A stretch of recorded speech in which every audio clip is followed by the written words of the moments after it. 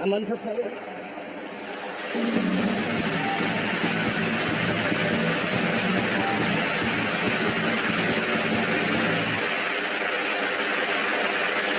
We're doing stand-up again. I took a year off from stand-up. Not that I don't like stand-up as much as I just don't like microphones. I'm sick of talking to them.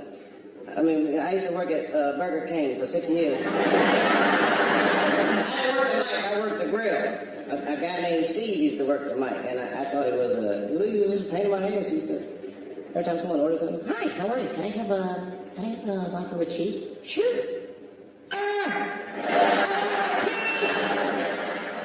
You son of a bitch, I'm right behind you. Just turn around and ask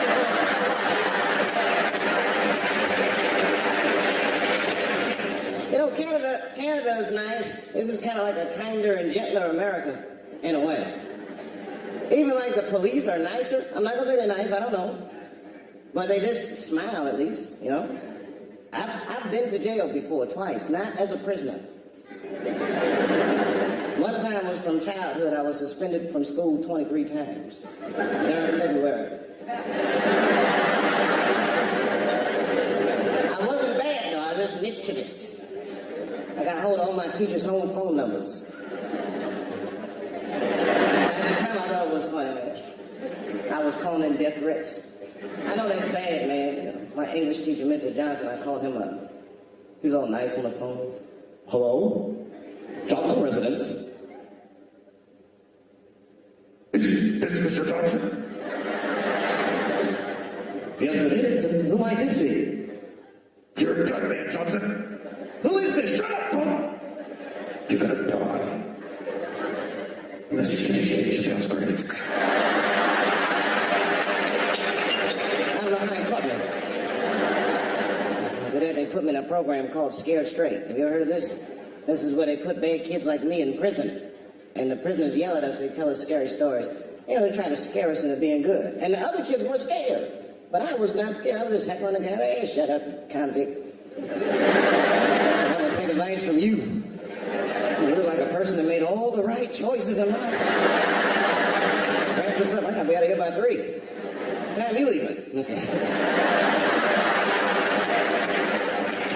other time I went to jail was, had nothing to do with me. I was just bailing a friend of mine out of jail, which is probably no big deal to you, but if you're a black dude, you know, you got to walk right into the belly of the beast. You don't want to. I was once to go to jail. I was scared. I had to look non-threatening. Hey, how are you? I'm here to bail out a friend of mine. Oh, okay. While you're here, you do fit a description. You just walk this way. I mean, I've been mugged before. I was mugged in 1992 by a white guy. I never saw that coming. Well, you got the time? He stood over me and said, give me your wallet. Give me your wallet. I gave it to him. I didn't know what to do. He's like, who's gonna believe you?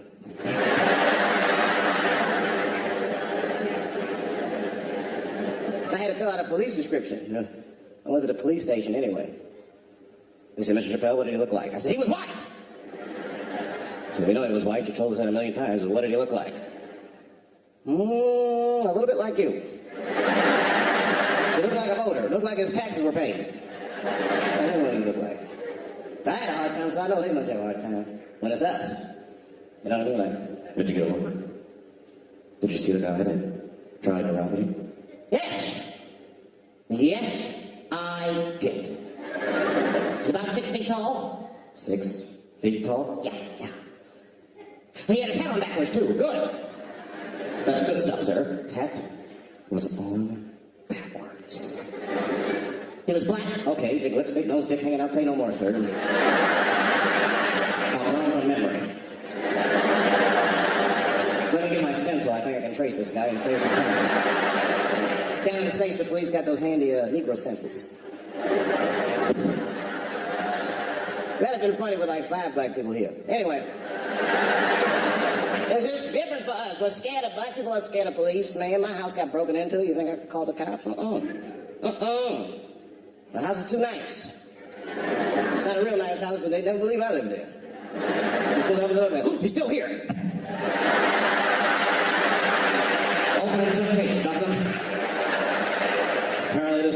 in and hung up pictures of his family everywhere.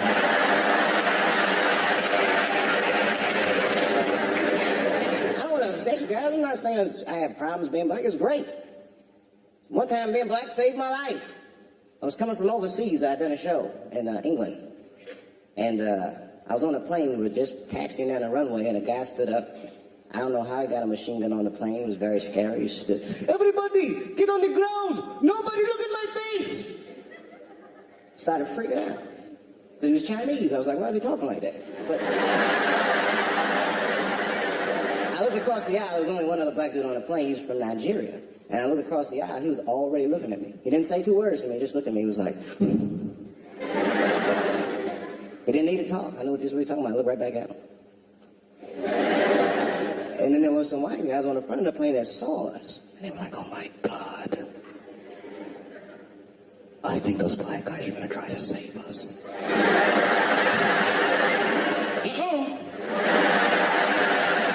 not what we were talking about at all. We were just communicating that we understood the situation. You know what we understood, sir? It's very simple. Terrorists do not take black hostages.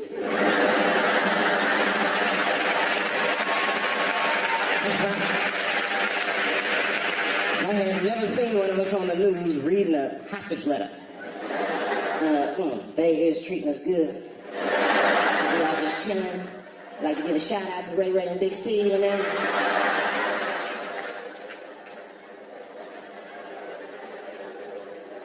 You're not gonna see.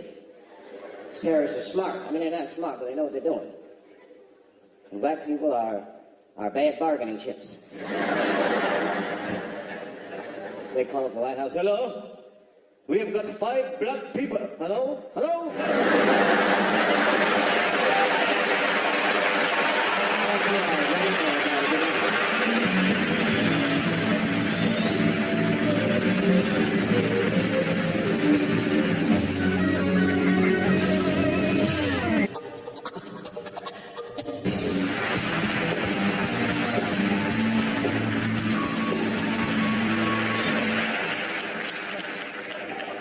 So I'm visiting from New York, and I know you're worried.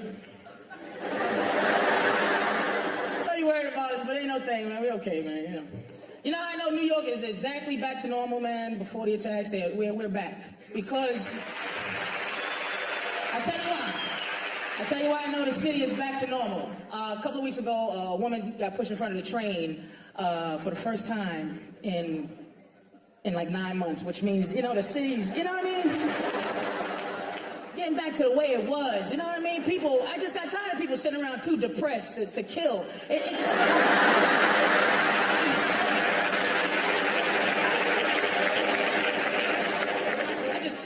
I just started traveling recently, man. Last 3 years, I never left the East Coast until 3 years ago. So, you know, I know countries. I know you don't like America. I know. And I didn't know why until I started traveling. We're arrogant. We don't know the name of your president, you know.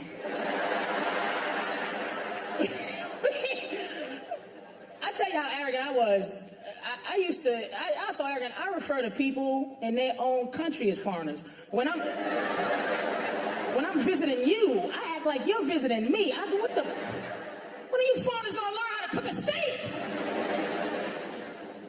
What is this language you're speaking here in Japan? I hate traveling. I really want to lose weight so I can laugh at fat people because they have a lot of trouble traveling now. You gotta buy 2 seats. How do they even judge if you're too fat? They make you put your ass cheek in the carry-on. I'm sorry, sir. You have too much carry-on ass cheek. See, I'm in a weird fat position. I'm regular fat. I move around, I walk around. I'm not like talk show fat where you get like, you watch Jerry Springer had the 1,000-pound man. Now, 1,000 pounds, I'm 300 pounds. That means you're 3 of me and another dude with pneumonia or something. Like another dude that's not feeling well. And you eat till and that's all he did was just, that was his job. And people in the audience crying. That's white girls, that's your job, is to cry over everything. Oh my God. He's 1,000 pounds. What happened?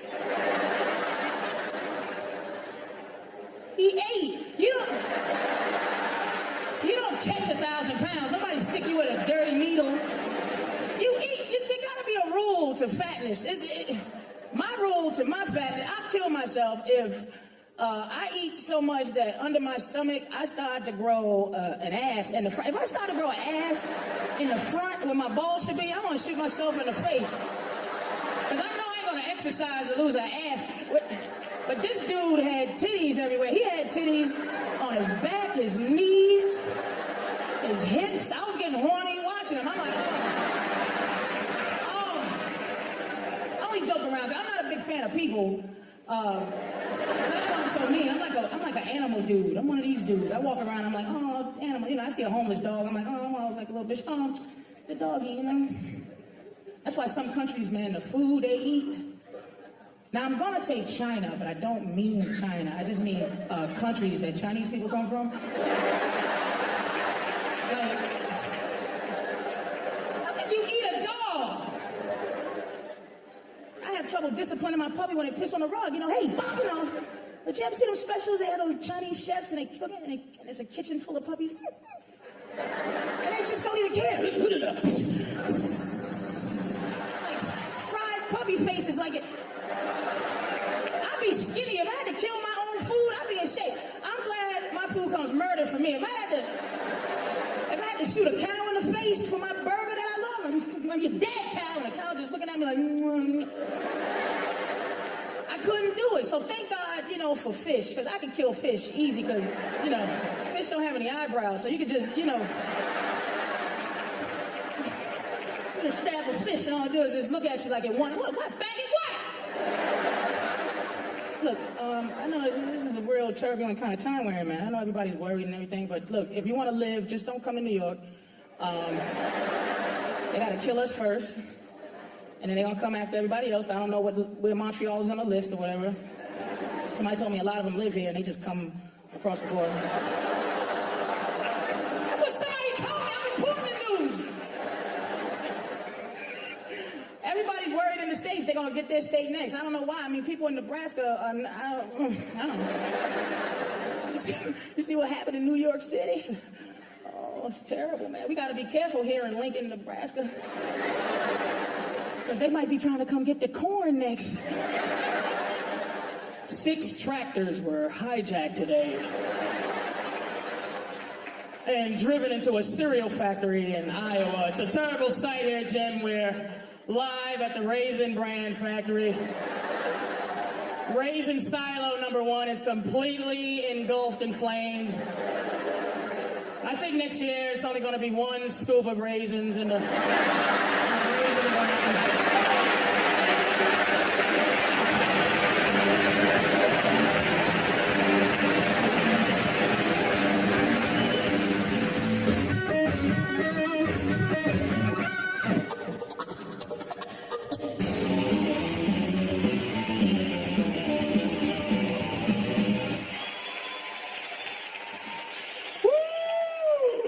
Montreal, I'm back. You remember me?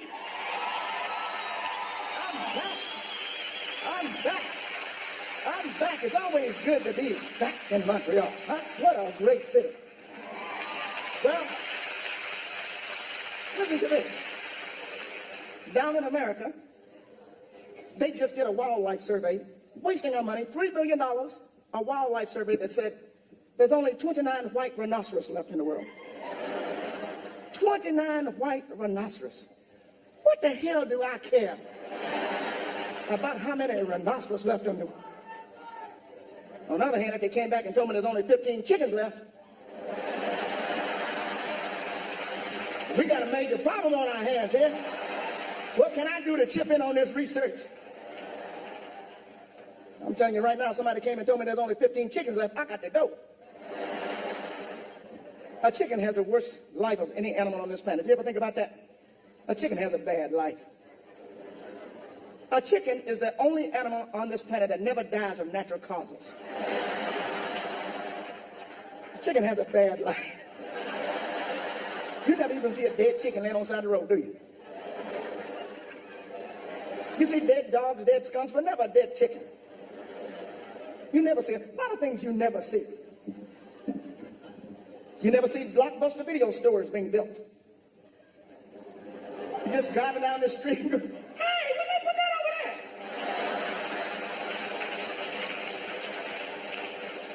things you never see.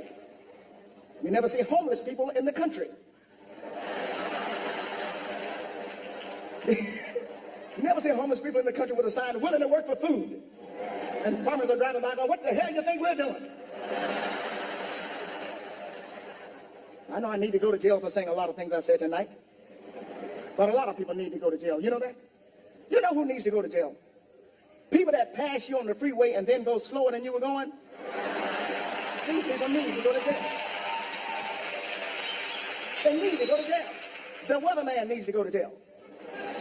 Weatherman has the only job in the world where he's never right and they say, all right, come on back in tomorrow. Weatherman always telling you what it's almost going to be. Mostly. Chances are. Chances are. You go to school, a teacher asks you how much is 3 plus 4. You can't go nearly 7 with a 20% chance of being 8. And maybe 9 in the low-lying areas. Next time I see my weatherman go, hey, this gun is partly loaded. Now, is it going to rain or not? A lot of people need to go to jail. People that win these lotteries, 6, 4, 9, they need to go to jail. They need to go to jail. Every time they win all this money, and they keep saying, I'm going to keep my job.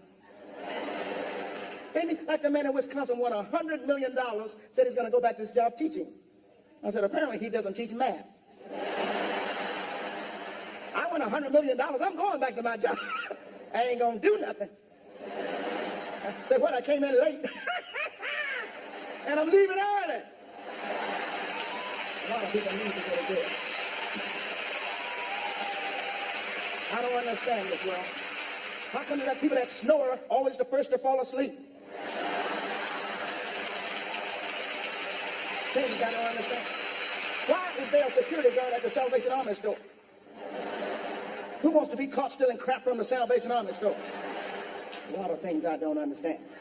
Where are they coming up with the titles for these new movies while you were sleeping?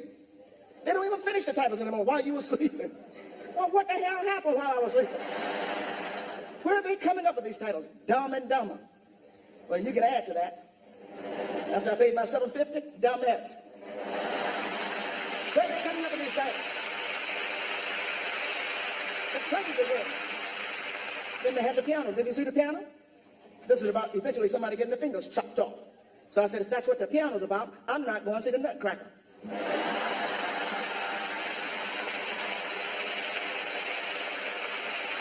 And before I leave, one more thing I want to talk about. C'est bon?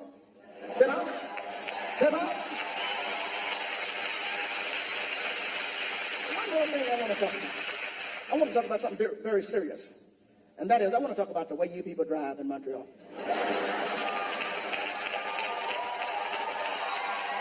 You people drive like you're crazy. I'm surprised you don't have more handicapped parking spaces the way you drive up here. I'm driving on the highway coming in from the airport. I'm doing 80 miles an hour, and I'm passing nobody. 3 school buses shot by me. Zoom, zoom, zoom. And the little kids were giving me the finger, you know what I'm going.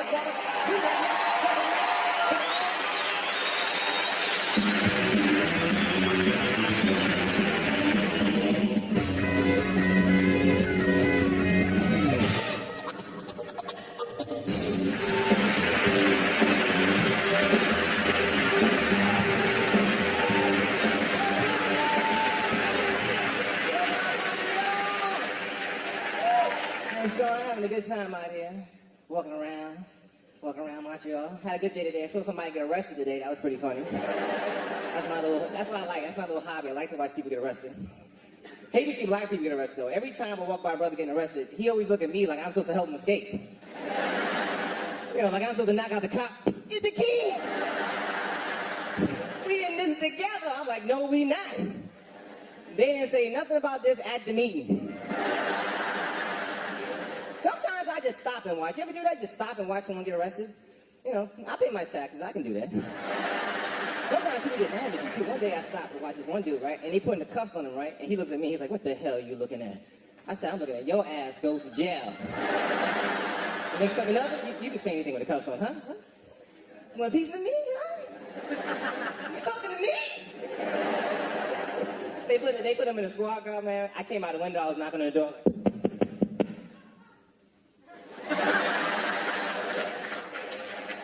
When he in the car, I'm gonna kill you. I'm like, whatever. They need more cops in my neighborhood, man. Yeah. I have like the worst neighborhood. I live in the worst neighborhood. I have the worst apartment. I have like one of those first floor apartments. You ever live on the first floor? That's like the worst floor to live on, man, because people walk by all day and look in your window. You know, and I like to sit in the living room and watch TV, right? And all day people are just walking by just.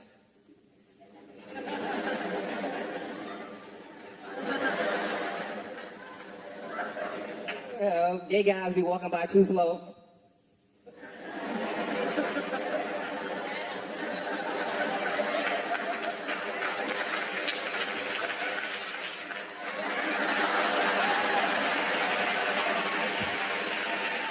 I love my little apartment, you know. I sit home and watch cops all day. You know, I can watch people get arrested in the comfort of my own home.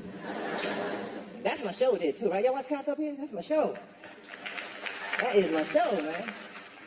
You know, I like when they're running too. That's what I like. That's my favorite part, when everyone's being chased. You know, because everyone's running. You know, like the cameraman is running, man. The criminal's running. You know. And cameraman's quick too, ain't he? He be right on the gun. And the thief is always surprised that the cameraman's keeping up with him.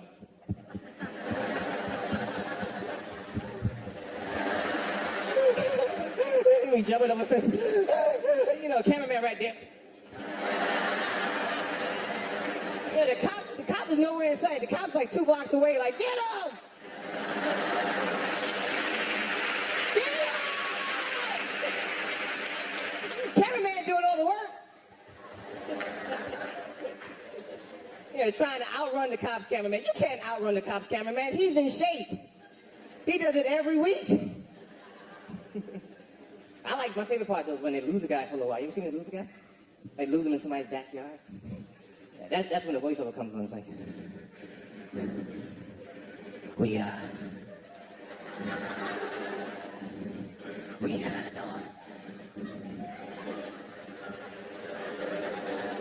know he's back here somewhere. We think he's in those bushes over there. And you be home trying to find him too, like.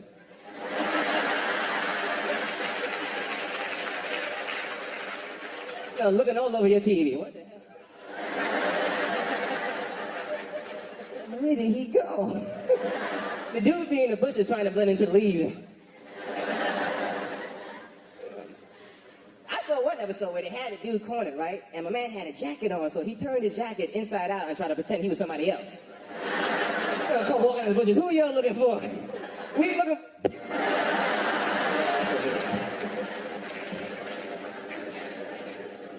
Hate that whole dating thing, man. Don't you hate dating, man? Dating is so messed up, man. You gotta pay for everything. Right? When you do, you pay for everything. You pay for the movies, you pay for the show, you pay for dinner, you pay for everything. And when she pays for something, she calls it a treat. You know, and she tell you too, she go, you know what? I'm gonna treat you tonight. And you look at her like, it is about damn time. I've been waiting for my day. I got bad credit because I've been treating you.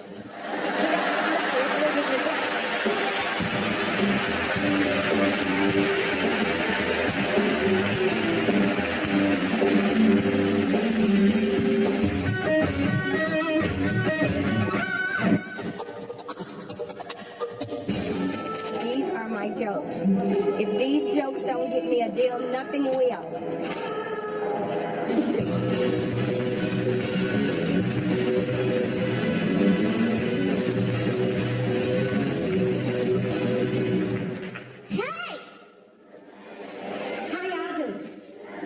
Lord, let me tell you something about Canada. I like it.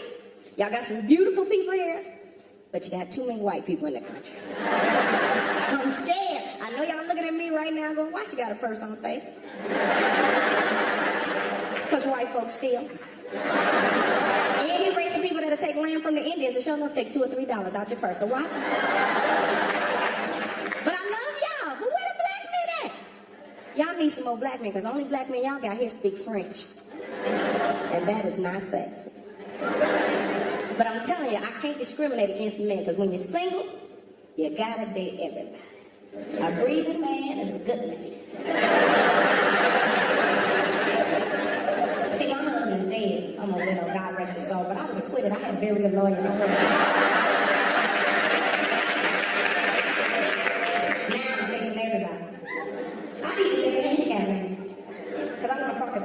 grocery store as I possibly can. There's a bunch of good men out there. You just got to find them. That's the hardest thing in the world to find. Like, y'all got some football players. What's y'all football team called? The Alouettes? Yeah. See, that's what I want. I want an Alouette. I deserve a little souvenir from Canada.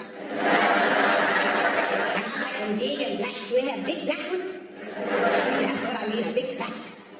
Because I'm in love with a football player in the United States. He's 6'5", 303 pounds. But as much as I like him, my father loved him. When I brought him home to meet my family, because you know we country people from Arkansas, you got to bring him to meet your parents. When I brought him home, my father told him, you don't have to bring her back. And ladies, stop trying to bond with these men while they watching sports. When hockey come on, fix that man some snacks and get out of the way. Take that man's wallet.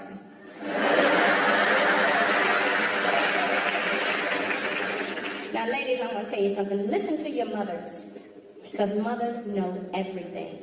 I got the greatest mother in the world, Joyce Underwood. I love her. You know, black mothers always on your side. I could kill 3 people, and my mother go, well, what did they do to you, baby? And the last thing I want to tell you, ladies, is don't be a gold digger, right? A real man will give you anything and everything you want, need, and desire, as long as you don't ask him for anything. If you need a new refrigerator, don't ask him for it. Bring him a hot beer.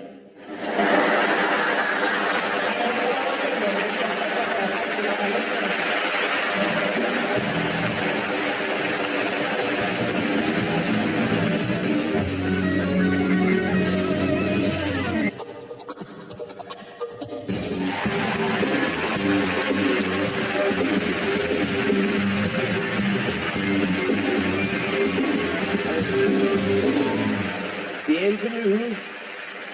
It's the only French word I know, so I figured I'd throw it out at you. Hey, my name is John Hinton, and it's good to be here in Montreal. Before I got on the show, I had so many problems with credit cards. Had credit card debt up there. I had 8 credit cards, every one of them up to the limit. 8 cards, every one of them maxed out. That's why if I lost my wallet, I ain't give a shit. You can charge something with these, well, God bless you, go right ahead.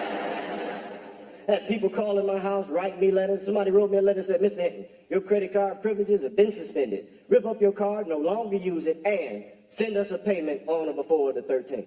I wrote him a letter right back. And I said, look here, if I didn't make payments when I could use this card, makes some sense.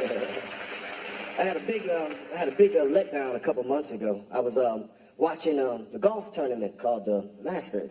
And I thought a black man named Tiger Woods had won a golf tournament called the Masters, and he had a white caddy. Oh, I was just in heaven. I was just in heaven. He got a white caddy, too. Tiger, we shall overcome. I found out Tiger doesn't want to be referred to as being black. He's 1/8 Indian, and he's Mr. Fraction Man. He got 1/8 Indian, and got some Puerto Rican, and some Dutch, and some Irish, and some Asian. And I'm like, shit, Tiger in the United States of America, none of that shit counts. If you look black, you're black, okay? If Tiger, just a little something from me to you. Now, if you just happen to be out in the street with a couple of your white friends, and a cop goes up to you and says, nigga, get your hands up. Put your hands up, Tiger. Just in case they don't see all those fractions. Maybe they don't see the Irish in you, Tiger. Maybe they don't see that Dutch or that Puerto Rican or that Asian. Because Tiger, I mean, I'm glad that he won and everything, but like I said, he just started tripping. He didn't want to be considered black. And I'm like, hey, man, just be proud of what you are, man. Because if you look that way, you know, that's the deal. You know, because he was tripping. He started saying Martin Luther King stuff. You know, like I want people to judge me on the content of my character and not the color of my skin. I'm like, yeah, well, Martin Luther King was dreaming and they shot him for it. So you might want to wake your ass up, Tiger. Because hell, I mean, everybody got a little, you know, a little something in them, especially black people. We got different nationalities, different races than us all over the place. I mean, it's like, hell, my great-granddaddy is Irish. I can't take my ass to Boston. Go into like some Irish tavern, Molly O'Sullivan's Bar and Grill. You say, hey, I'm Irish, top of the morning to you. Like, Sean, we gonna be whooping your ass, black man. You gonna see green stars, blue moons, yellow clovers, you know. Hey, my name is John Etton. Thank you very much.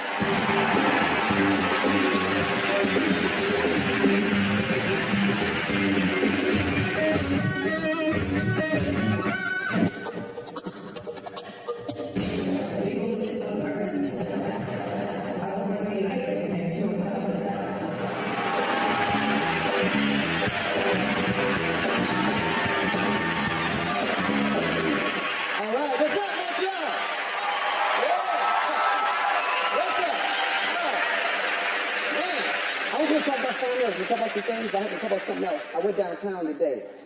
When you people say it's only 2 blocks away, that must mean Canadian miles. See, in America, this is a block. From there to there. When you go from the 600 block to the 1200 block, that is not 1 block. Tell people it's 5 miles away, you probably should get a cab. Just say, are you from America? Then you should catch a cab. And no cobblestone. I know it looks good because it's old. Take it out. Take it out. Get yourself some concrete. I know it was part of Canada. I know it's part of it. Take it out, ship it off, and lay some asphalt down. So people with bad feet and bad bunions and over 55 can walk places. Once you're over the age of 20, cobblestone's like this. And when you build a sidewalk, finish it. Finish the sidewalk. I don't know if you ran out of money, like, fine enough, we stop here, we go back down here, we go back. It just ends. I'm walking on the sidewalk, and notice everybody else was going across the street. I said, what are they doing? It ended. It just stopped. There were no more stores, there were no more people. But like I said, we want to work this way now. And you're nice people, but you're too nice. You're so nice. If you don't know something, it's all right to say, I don't know, ask somebody else. But know what you do? I said, man, I'm trying to get down to another club here. Oh. When people do this, it means they don't know. You should just run from them. People pat their head like they're going to jump out. Maybe they know. Well, I'll smack it out of myself. I'll smack myself so much. Now I know. Now I know where it's at. It was in the back. I couldn't get it out. Now I found it. One thing I found is universal is family. Everybody, we talk about families, about love. We got people here. I see a lot of families. We got kids here. I want to talk to your parents with teenagers. Something very important because this is just what I'm teaching. It's not about comedy. Things you should know as a family. We got some teenagers. How old are you, man? 14. You're at that. You just got some testosterone. You don't know what's wrong with you. You see girls. You want to take a bath. You want to take a shower, don't you? You've never showered on your own in your life. For the first time, you stink. You smell yourself, and you don't know what's wrong with you. I want teenagers to know, as parents, our life got jacked up because of you. We can't say this when we're in your family. I can say it because I'm not in your family. I can tell you, if we'd have known what you were going to be like when you became 13, we'd have never had you. We'd have never done it. When you see a big family, that's not a family that loves children. They're trying to get one that's right. They just get one that's right and they cut them out from the rest. You'll be okay. Forget them. They're not going to make it. You're the special child. You're the golden child. Things that teenagers need to know. I know you're young. When you're young, you look at your parents. I hate you. We hate you too. We hate you longer. We just can't say it because it'll mess your head up and you need therapy and all that other kind of stuff. And know how you know when your parents are about to say they hate you? Because they do this.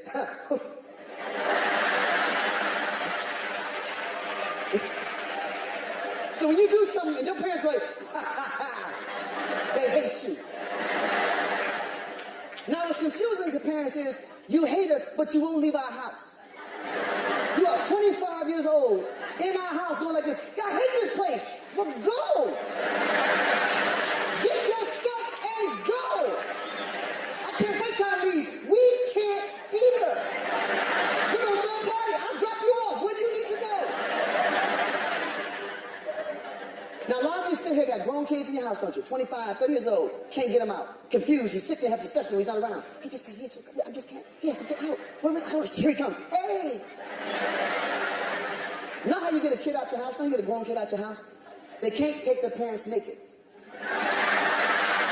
There's not a child in here. They didn't want to see that vision. They can't take it. You want somebody out out your house, you and your man start walking around naked. While he's eating breakfast, just walk in the kitchen naked. Smack your wife in the butt. Your mom's a freak. They will run out your house and never come back. He will have visions of breasts hanging down to his waist for the rest of his life. Like, yeah. That's going to be your wife in 25 years. Because it will happen. It's natural. That's why I hate to see people when they get breast. Ladies, let it go. You've earned it. Let them drop. Drop, drop. Let your butt drop. Let your breast drop. Just walk with a drop. Get a new drop walk. You've earned it. You've raised your family. Just shake it at your kids sometime. You get it. Shake it at them. It's a shame. Tell you, I love being up in Canada. I love being around the people. Y'all have been so nice to all of us. It meant so much. I just ask that you help us. Have a currency exchange at every store. Just put it there on the counter so we don't have to go like, this is what America looks like when you buy something in Canada.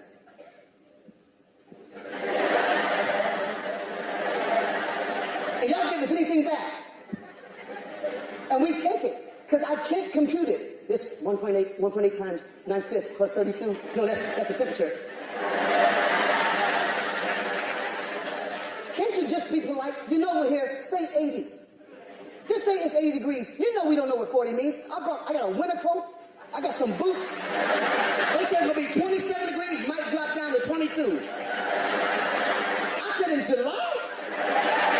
I got boots. I got gloves. I got a hat. And you laugh. That's Celsius. What is Celsius? That's not even a word. It's Canadian for should have been Fahrenheit. Hey, y'all been a wonderful audience.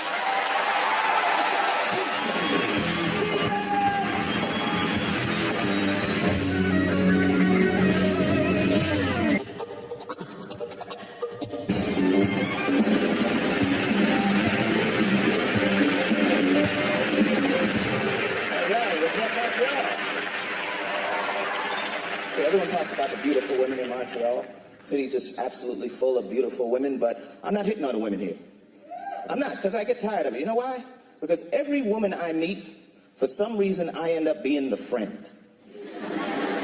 You ever get that? We just friends. I just want to be your friend. Let me tell you something. Having a woman as just a friend, that's like having $19 in the bank and looking at your ATM card. Oh, it's rough, man. It's rough. I mean, you can see it. You know it's there. You just ain't getting to it. And I asked this girl one time, I'm like, what am I doing wrong? How come I end up being a friend? She tells me, oh, well, you're just not aggressive enough. You know, if I had known you wanted sex, we could have had sex. But we're friends now.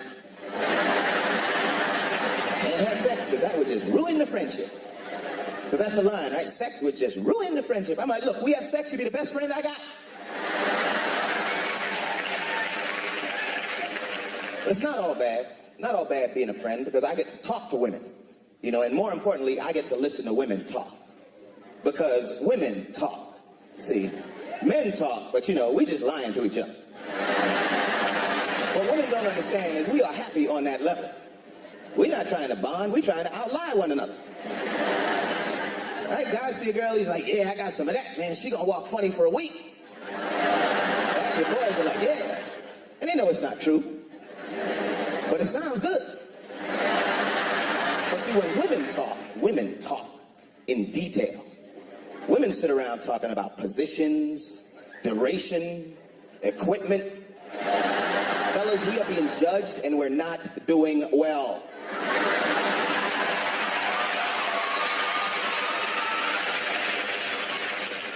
But women talk to me. They talk to me about their boyfriends. They're always asking questions. Women have a big problem communicating with men.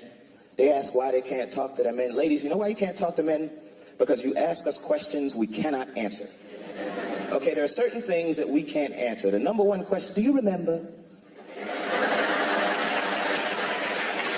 Do you remember? Don't you remember? No. No, I don't remember. I'm a man. I cannot remember. Look, we invented instant replay because we forgot something we just saw.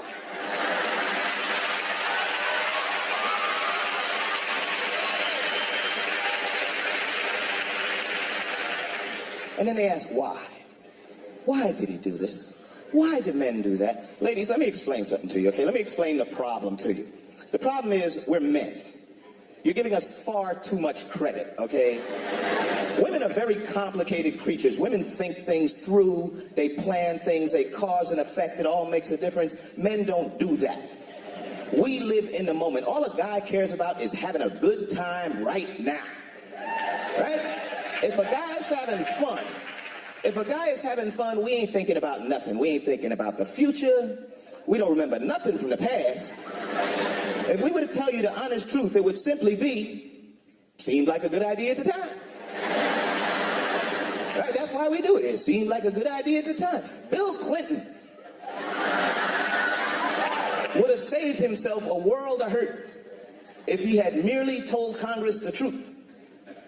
Mr. Clinton, are we to understand she just walked in the office and, seemed like a good idea at the time?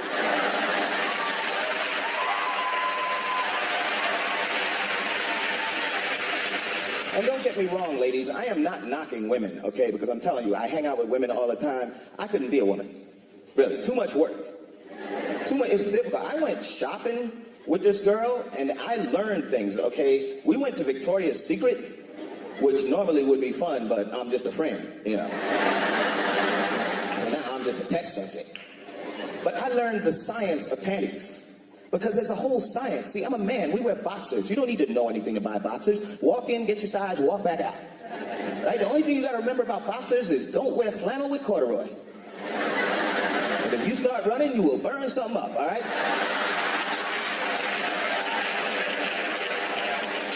But with women, it's like they got the thongs and the G-strings, and then you got to color coordinate. You can't have any lines showing, Then they got them big period panties, Well, they don't get those at Victoria's Secret. Those come from Kmart. That's a...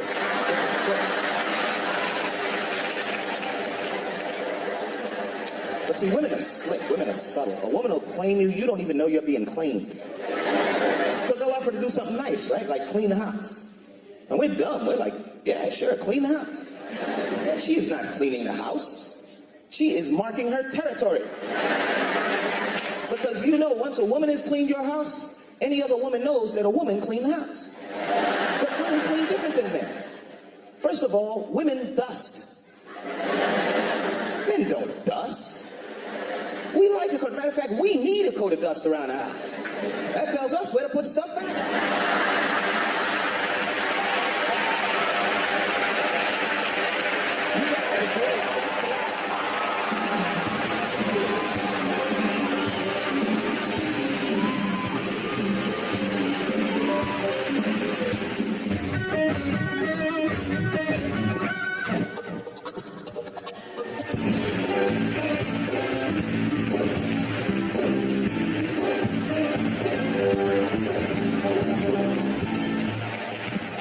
Hello, how everybody doing? Oh my God, man, great crowd. Y'all look at me like I'm gonna fall. I'm not gonna fall. Huh? Don't get scared, I'm not gonna fall, okay? Y'all look like, oh God, please don't let him fall. I mean, who's gonna help me? Nobody, You all be standing across the street. The fat guy fell across the street. Actually, I happen to be the smallest in my family, I have a cousin, he's a little bit bigger than me, right? He went and bought a 1999 Ford Escort. He came to my house, he's like, let's go get something to eat. I'm like, where am I sitting? He's like, I get in the front, you get in the back. I say, buddy, let's ride. We go down the street, the car like it's full of people. Everybody, man, look at all those people in that car. The police pull us up, all 6 of y'all, get out. This guy's big. You ever see somebody so big when they eat and they be humming, you know what I mean? We was in the restaurant, he like, Then he gave out a breath. Like, are you all right? Yeah, I'm okay. And we do crazy stuff together. We go to all-you-can-eat restaurants and sit down at the buffet. The manager be like, can I get you something? I say, some napkins, that's all we need. He's like, you can't sit at the buffet. I say, I don't see a sign. You got to put a sign out. We went to the restroom and came back, he had a sign, do not sit at the buffet. We do crazy stuff. But I have another friend, he does crazy stuff. He has this thing like, he shake his head when he talks to you. You ever seen people like that? You know, you realize he's doing it. You know, his name's Jimmy. You're like, how you doing, Jimmy? Ain't nothing going on. How you doing? I'm like, what is wrong with your head? Ain't nothing wrong with mine. He's doing so much, I started doing it. I'm like, so what's going on? Because when you see other people do that, it'll make you do it, you know? We was at McDonald's looking at the menu like this. And the girl walked up, may I take your order? I said, see, look at her hand, look at her hand. And I know this stupid stuff. Like I got a friend, he always giggle after everything he say. And that's crazy, you know what I mean? Like he was just standing around, so how you doing? Oh man, I'm doing pretty good. How about you? What you laughing at? I'm not laughing at nothing. Could you imagine somebody like that testifying for you in court? The judge said, you see what happened? Yeah, he didn't do nothing. Get him out of here. Get him out of here. Let me tell you though, one thing I do like about white people is that they let you know when stuff is going to happen. Like somebody gonna hit me with a stick right now. This guy jump up, hey, watch yourself, he's gonna hit you with that stick right there. I can turn around and catch him. Black people do not talk about it. They talk among each other. They won't say anything to you. They'll be sitting there, look, he's getting ready to hit him. He's getting ready to hit him. Bam! So I told you.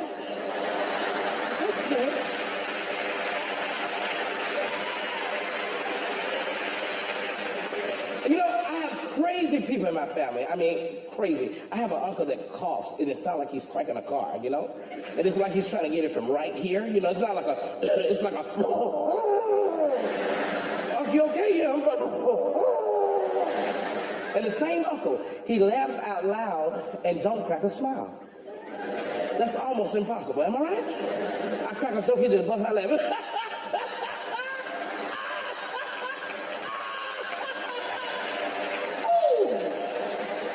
And people always want to know what I do. Everywhere I go in. What do you do for a living? I'd be like, I'm a male stripper. And they'd be like, what's your stage name? I'd be like, Stretch Marks. Hey, y'all, that's my time. Thank you very much.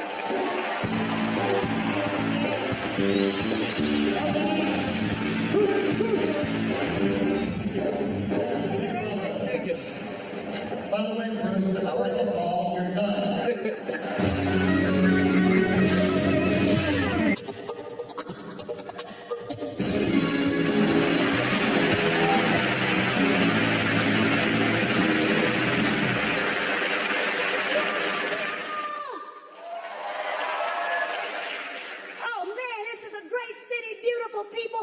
I saw a brochure that said Montreal, a place to get away with the family. Now see, when I got ready to come here, I was thinking Montreal, a place to get away from my family. Oh my God, and I got weird people in my family. Starting with my grandpa. Love him, but he's losing it. And it's not his fault. You see, he has Tourette's syndrome. And now he has Alzheimer's. He wants to cuss, he just can't remember the damn words. And my grandma is following right behind him. She's starting to shrink. Everything except her big behind. People, it looks like she has shrunk right up into her rear end. There's just a head sitting on top of a butt with a couple of legs sticking out. She's just a little old butt lady. It's sad but freaky. We like it that way. And we have, being black, a lot of relatives with made-up names. And please, my Caucasian friends, don't look at me like you don't know what I'm talking about. Because you know that you have been introduced to a black woman, and when she walked away, you went, what did she say her name was? Chandelier? Did she say her name was Chlamydia? Don't try to pretend. I have a little cousin. Her last name is Waters. They actually named her Evian Spring Waters. True story. She's all upset. I'm like, hey, at least it's expensive water.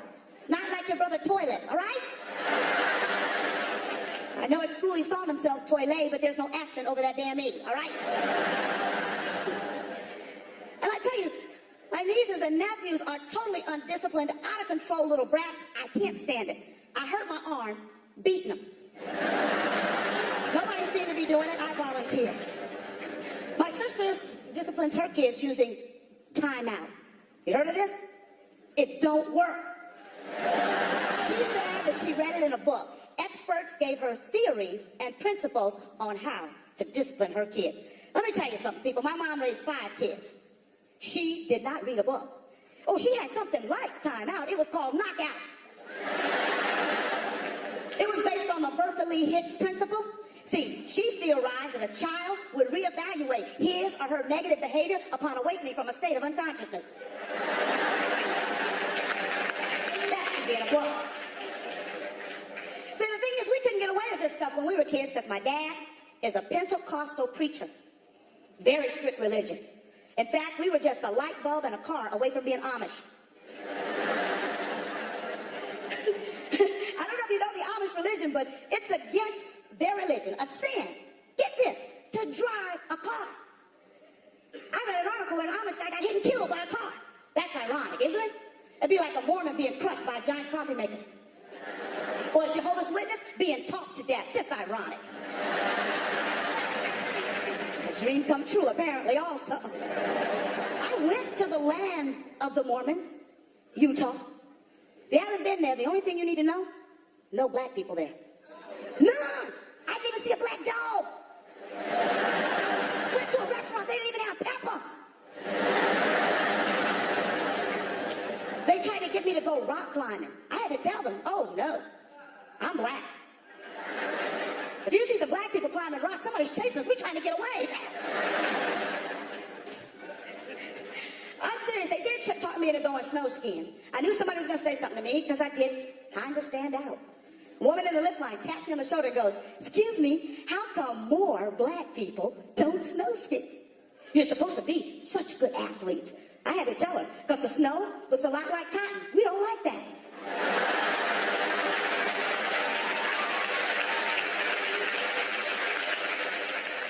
I think sports are cultural.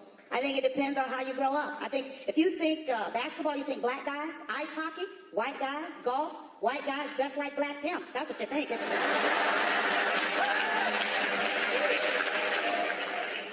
Remember something, people. Take this with you. Laughter brings us all together. We need a lot more laughter in this world and a lot less of the dumb, stupid crap that divides us. Thank you, Canada.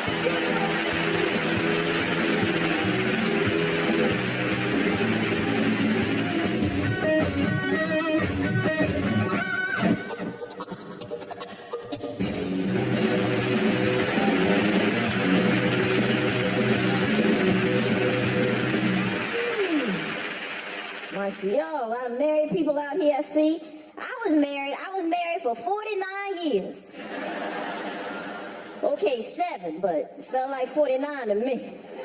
I'll never do that again. I tell you, see, our problem was we were married 7 years, we didn't have kids. See, you gotta have kids, you do, because you need the distraction. You do, right? You need something else to focus on, because if you don't, you got too much time to focus on why you can't stand each other. After a while, little stuff would just start getting on your nerves. I would find myself just looking at him going, look at him. Every time we eat, he has to chew. What the hell is this chewing stuff? I don't remember him chewing when we were dating. What is this? And my parents are having a fit too, because my parents been married over 50 years. There's no divorce in our family, you know, so my mother's having a fit. She's like, oh, divorce. Oh, it's just that easy, huh? Things get a little hard, a little rough. You just gonna throw in the towel, just quit like that. What's the problem? Arguing and fighting, that's it? Let me tell you something. Your father and I had a shootout, okay? He took one in the arm. Harry, show where I shot you. Now, you see, that's love right there. He knew he was wrong. I shot him. You move on. So now I'm living by myself, and I'm thinking about getting a pet. I'm gonna get a dog. You know, that's what I'm gonna get. I don't like cats. Cats don't do anything. They don't have any responsibilities. You know, really, come on, you never heard of a guard cat? Or a bomb-sniffing cat? Or a CNI cat? See, that's why I like dogs. Dogs have jobs. They know what it's like to have to get up and go to work in the morning. You know, right? You get up, your dog is right there with you. Get up, your dog's like, okay, all right, man, you going to work today? Okay, cool, we'll be right here. Don't worry about the house, okay? I got it all taken care of, right? Anybody try to break in, I'm gonna bite him in the ass, okay? Don't worry about it. I got it. When you get home, I'll be right here. Jump up, lick you in the face. Okay, I ain't gonna lick you in the face. You don't like when I lick you in the face. I lick myself, then lick you in the face. You don't like that, okay? I won't do that. Gonna be right here. Cats don't give a damn about you. They know you get up, your cat is like.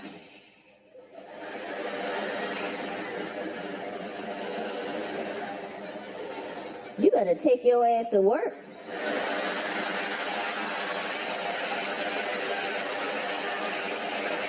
And feed me before you leave. I'll scratch all this stuff up in here. I don't care, man. And I think the whole thing with men and women, I think it comes down to sex. You know, like the different men, because men on different levels. Men and women on different levels when it comes to sex. Sex is very important to a man, very important. I mean, look, they discovered Viagra, right? And don't think that you started working on that. They've been working on that for a long time.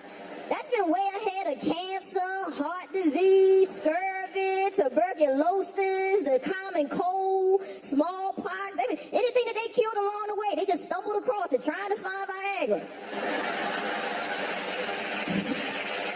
They were like, hey, I think this will cure tuberculosis. Okay, well, get that out of here. Ain't doing a damn thing for the penis. Come on, focus, guys. Focus, focus.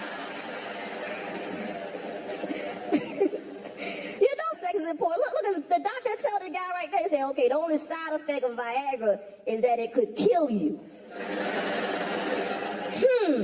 Kill me. But will it help my penis? I'll take it.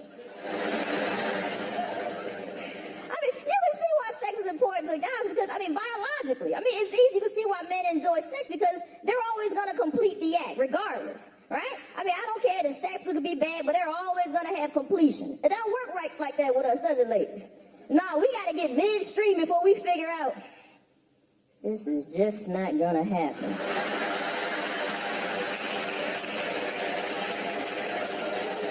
It's not gonna happen. That's what I tell guys. I'm like, hey, if you know how to satisfy your woman, stick with that.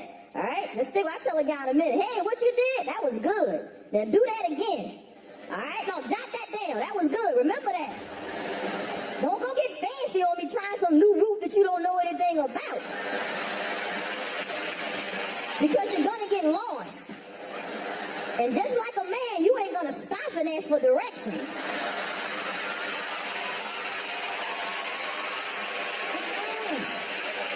No, you just gonna keep on going until you run out of gas. Leave me out in the middle of nowhere. Gotta get myself home.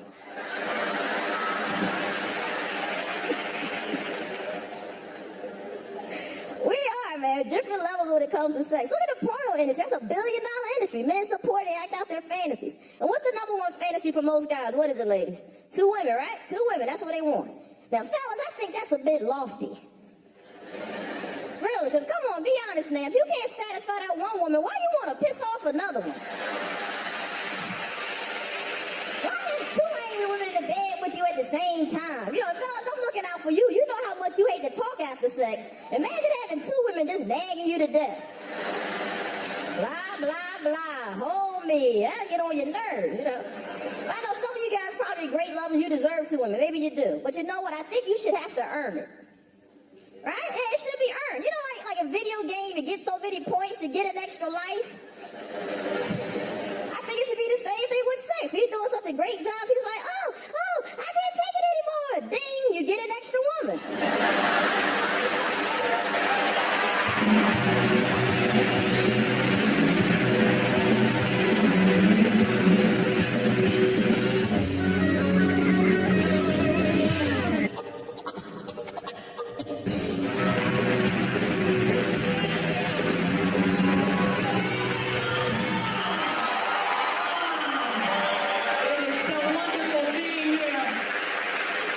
I'm a big basketball fan, actually.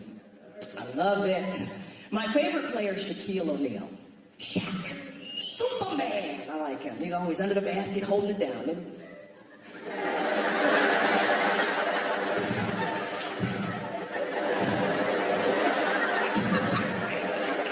Come on, give me the ball. Hey, I'm looking right at you, man. Give me the ball, man. But you know, you talk about sports and stuff, and I actually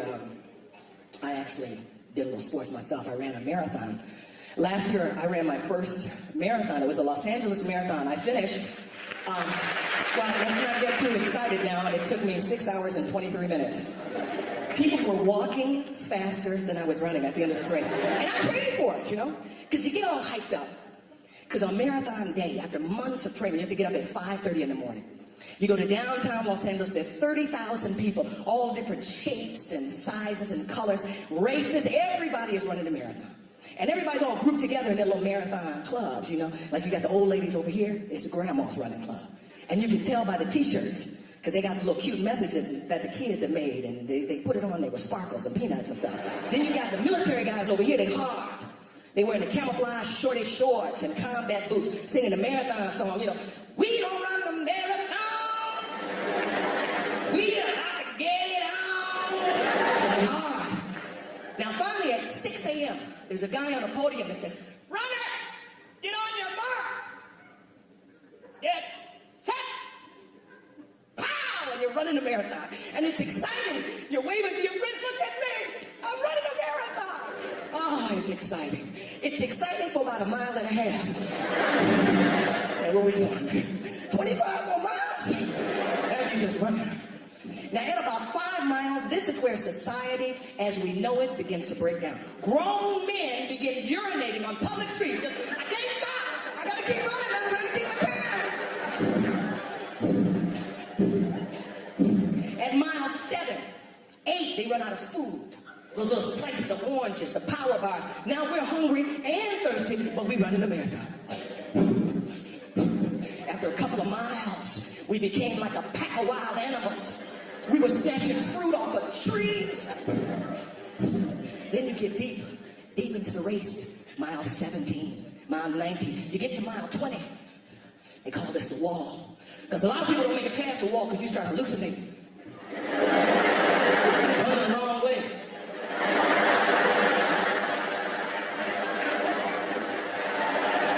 I got to mile 23.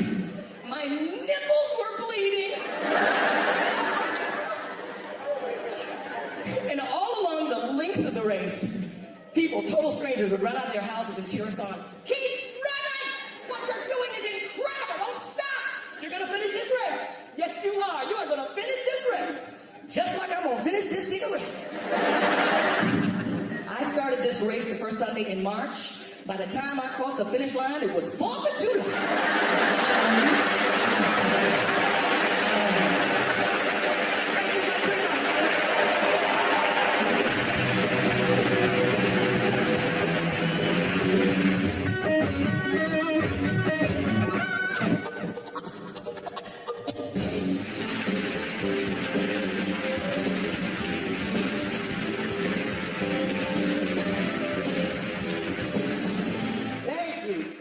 Thank you. Man, I love Montreal. I do, man. Yeah, man, I was hanging out in the black community today. Both of those guys are great. We got along. I took 2 white friends of mine to an all-black party in L.A. These guys went shocked. They had no idea that black people sometimes call each other nigger as an endearing term. And they saw the brothers at the party like, hey, what up, nigga? Psst, psst, my man. Oh, what's up, nigga? Pat, pat. My white friends, they got all excited. Hey, how you niggers doing? The music stopped. Everyone looked at me. Oh, my goodness. I mean, they got their asses kicked that night. I hated to do it, but you understand. It was like, it embarrassed me. Me and one of the guys, this is real ironic, we got in like a little Rodney King incident ourselves. Me and this guy Dave, we were eating dinner at a restaurant. Dave got in an argument over the check with the waiter. Next thing we know, the owner, the manager, all the employees get together and just beat the shit out of him. Kapow! He sued him for $500,000 and won the case because the whole incident was recorded on videotape. Sounds amazing, right? That's why me and my buddy Dave always carry a camcorder with us. Because you never know when a Kodak moment might pop up, you know. We'll be hanging out and be like, all right, Dave, go ahead, I got you. You ready, man? Go ahead, do it. I just be ready. Hey, officer. Kiss my ass. What? Uh-oh. Roll 'em. All the police problems in the States, man. It makes me wish superheroes existed. Normally, I hate superheroes. Not because they never help out black people. I think they're bad role models for children. Now, just look at them. Look at Wonder Woman. Look at how she dresses. You know, those big-ass red hooker boots. Blue underwear with stars and stuff all over them. They always give women ridiculous weapons.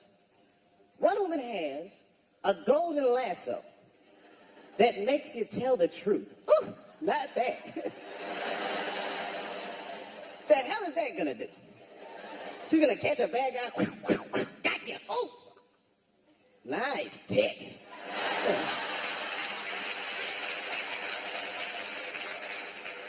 Superheroes never fight crime in black neighborhoods. Now, I would love to see Batman in a black neighborhood.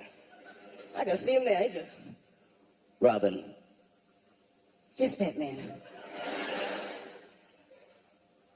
Didn't we park the car right here, man?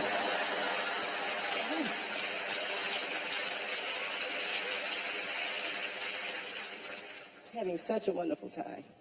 You know, folks, any of you guys ever do this? I got a little trouble when I was coming into Montreal. I walked to that little x-ray thing at the airport and said a joke about having a gun. Don't do that, y'all. Now, I was just trying to be funny. You know, I walked through the thing and said, boop, boop, boop. He said, I'm sorry, but you have to go back through. I said, oh, no problem. Must have been my pistol. Hey,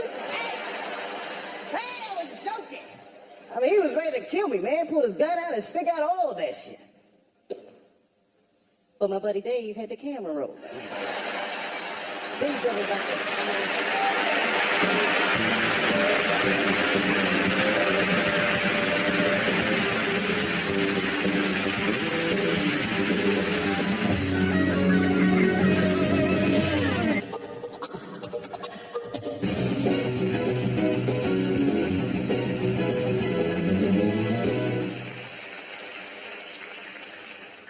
Montreal, what's happening? All right, that's good. First time being here in Canada. You got a real nice city. You got a lot of nice people. You got a real beautiful language and all. I don't know none of it, but it's a beautiful language. What I'm trying to say to you basically is you got one very confused black man you done brought up here to Montreal. Because I'm telling you, man, I'm having a tough time adjusting. Ain't nothing went right from the time I got here. You people are nice, but it started on the plane. I get on the airplane, and I'm listening to the instructions. They're in English. I'm doing just fine. Then out of nowhere, they switch right over to French. Didn't tell me nothing. So you know I got to pay close attention, because I'm thinking I'm the only brother on the plane. They're saying something I'm going to need to know. And I don't know if you picked up on this or not, but when they say the instructions in French, it always takes a little bit longer than it does in English. So I'm thinking right away, they're not telling me everything. Because you see, you look at this, they got 4 exit doors on the plane. When they do it in English, they point to the first 2. Then when they do it in French, they point to the other 2. I'm thinking, okay, if this plane goes down, they don't want my black ass to get off. So as soon as it goes down, I'm focusing in on one little French man, and I'm following his ass right off the plane.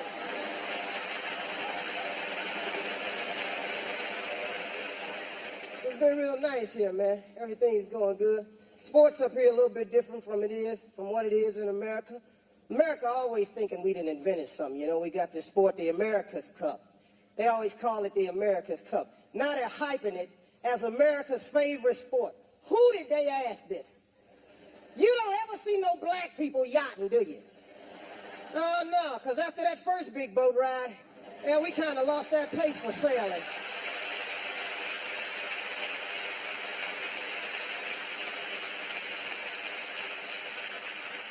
This is a lot better than the last vacation I was on, though, man, it really is, because I went to Jamaica last time I was here, and they convinced me to try something, snorkeling. Folks snorkel before? This is great. Yeah, well, I learned something. See, snorkeling is real closely related to swimming. I can't swim. I don't know what made me think I could snorkel. But peer pressure makes you do a lot of things. See, when you got 23 people standing on a boat going, come on, get in the water, it's okay, it's salt water, you can't drown. Oh yeah, you can. And if anybody can find a way to drown, trust me, I'm gonna do it. So they get me out on this boat and they start to passing out the gear. They hand me my flippers, fins there, and I slip them on. Then they give me my mask. Now I'm about to put my mask on when I look over and I see 23 people spit into their mask. I'm going, now what is this for? But I figured it was one of them life-saving techniques. So I put a lot of spit in my mask because I didn't want to get down there and run out. So they say, put your mask on, take a deep breath, suck. Okay, I got it on. Then they give you this tube that you stick in your mouth, and the rest of the tube is supposed to stick out of the water at all times. This is very important information. So they say the secret to successful snorkeling is to lay out in the water flat, kick, keep your head parallel to the water, and you won't go down. So I'm kicking, and yeah, I ain't going down. Everything was going great till I started to see fish. See, when you see fish in the ocean, you don't see one fish. You see a gang of fish. And they're just darting all over the place. And you can't bluff a fish underwater. You can't go, get the hell away from me. Because fish just look at you and go. So this one fish swam right up against my mask. Now, I was later to learn that this was a very small fish, about the size of a guppy. But in my mind at that moment, that was orca, the killer whale. So I panicked because the fish started to swim under my body. I had to follow this fish. Because, you know, Jacques Cousteau could be wrong about the feeding habits of a guppy.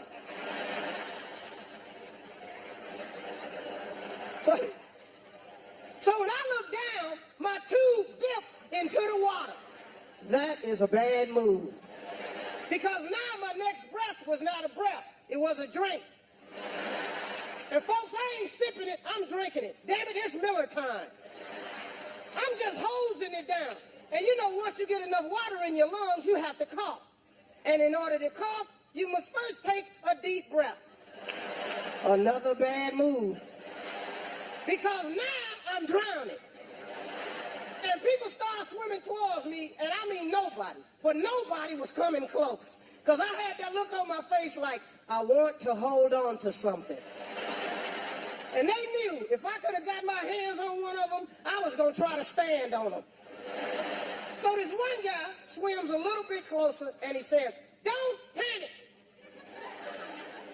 Don't panic. I ain't panicking. Damn it, I'm drowning. And they say you can tell when a man is drowning when his eyes bulge out of his head. Ain't nobody had to tell me I was drowning, because one of my eyes had bulged so far out of my head, it turned around, and I could see the expression on my face.